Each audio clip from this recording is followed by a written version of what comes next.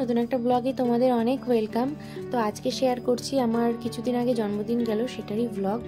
তো দেখতেই পাচ্ছ এখানটায় চিংড়ি মাছ সর্ষে দিয়ে হয়ে গেছে, আর এখানে হয়েছে টমেটো চাটনি, আর হয়ে গেছে যেটা ছাড়া জন্মদিন অসম্পূর্ণ। তো এই যে পায়েস দেখতে পাচ্ছ, পায়েসটা খুব সুন্দর দেখতে হয়েছে। সকাল সকাল এইগুলোই হয়ে গেছে, আর হওয়া বাকি আছে। এখানে দেখতে পাচ্ছ 5 রকম ভাজা, আর এখানে সর্ষে দিয়ে হবে হচ্ছে বাটা মাছ। আর এখানে দেখো বাটা মাছ ভাজা হয়ে গেছে, আর পাশে চিংড়ি মাছগুলো হচ্ছে পটল চিংড়ি হবে বলে। আর হ্যাঁ, ডালও হয়ে গেছে। এই যে ডালটা দিয়ে এত ধোয়া হচ্ছিল যে পুরো আবঝা হয়ে গেছিল, এই ডালটাও হয়ে গেছে। আর এই মাছ ভাজাটা আমার জন্য স্পেশালি তোলা। তো এখানে সর্ষে বাটা হয়ে গেছে দেখতে পাচ্ছ, আর এখানে বাটা মাছটা তুলে রেখেছে আমার জন্য। আর এখানে হয়েছে পটল আলু চিংড়ি তরকারি, আর এখানে হয়েছে চিকেনটাও আমার বড়ি করেছে। আর অনেক কিছুই ওই করেছে, ফ্রাইড রাইসও ওই করেছে। আর এই যে ফ্রাইড রাইস হবে বলে রেডি। আর এখানে ভাজাভুজিগুলো আমি করেছি। তারপর তোমার পায়েসটাও করেছে, এই যে তুলে নিচ্ছে পায়েসটা দেখতে যতটা ভালো হয়েছে খেতেও ততটাই ভালো হয়েছে।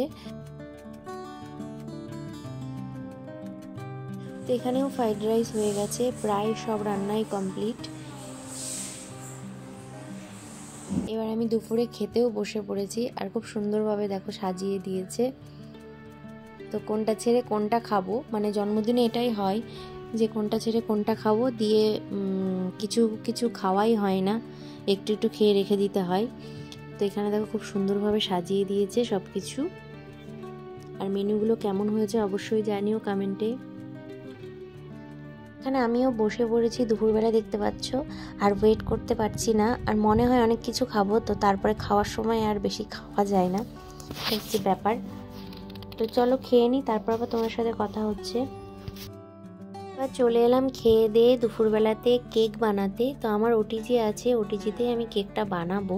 তো আগের বার একবার বানিয়েছিলাম, তখন খেতে ভীষণ ভালো হয়েছিল, ওই জন্য ভাবলাম যে কিনে না, বাড়িতে বানিয়ে কেকটা খাওয়া যাক।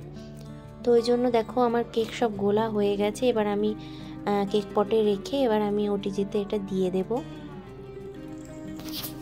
তো এটাতে ঢালার পরে এবার আমি টুটি ফুটি যেটা থাকে সেটা আমি দিয়ে দিলাম, আর কিছু কাজু কিশমিশ দিয়ে দিলাম।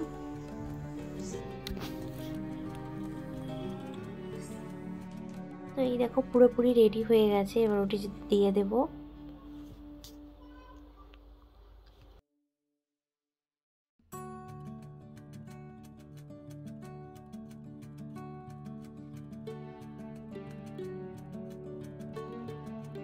তো এই যে হয়ে গেছে দেখতে পাচ্ছ, খুব সুন্দরভাবে ফুলে উঠেছে কেকটা। আর আশেপাশটাও ভালোই ফুলতো, কিন্তু এখানে ফেটে গেছে, কারণ কাজু কিশমিশ দেওয়াতে এটা ফেটে গেছে, ওই জন্য আশেপাশেটা ফুলেনি। তো যাই হোক, এখানে মানে তোমার উপরটা ফুলে উঠেছে, কিন্তু খুব সুন্দরভাবে হয়েছে। আর ফয়েল পেপার নিচে দিয়ে দিয়েছিলাম, তো ফয়েল পেপার সমেত উঠে এসছে খুব সুন্দরভাবে দেখো বাটি থেকে। আর এই যে পেছনটাও খুব সুন্দরভাবে হয়েছে। তো বললো কেক যখন হয়েছে একটু ছোট্ট করে ডেকোরেশন করে দিই। তো এই দেখো ছোট্ট করে ডেকোরেশন। তো এই যে সন্ধ্যাবেলায় কেক কাটছি, তো নিজেই কেক করে নিজেই কেক কাটছি। আর কেকটা খেতেও হয়েছে মানে খুবই সুন্দর, কি বলবো, মানে না খেলে বোঝা যাবে না এতটাই টেস্ট হয়েছে কেকটা। মানে আমিও বুঝতে পারিনি যে এতটা ভালো হয়ে যাবে।